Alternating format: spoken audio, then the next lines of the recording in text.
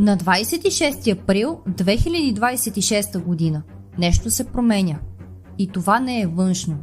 Това е в главата ти. Уран влиза в знак Близнаци и ще разбие начина ти на мислене. Ако мислиш по същия начин, както преди, ще изостанеш. Последните години бяха за пари, сигурност, стабилност. Сега фокусът се измества. Влизаме в ерата на ума. Очаквай внезапни прозрения, нови идеи от нищото, срещи, които променят живота ти, рязка смяна на мислене. Но и ментален хаос, разпилян фокус, информационно претоварване. Този транзит ще раздели хората на две. Тези, които се адаптират, те ще растат. Тези, които се държат за старото, те ще блокират.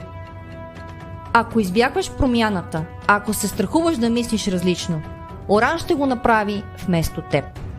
Но ако започнеш да учиш, говориш, експериментираш, това може да е най-силният ти период. Това не е просто период. Това е апгрейд на съзнанието. Или ще го направиш съзнателно, или животът ще те принуди. Ако искаш да разбереш как ще ти се отрази лично, линкът е в описанието.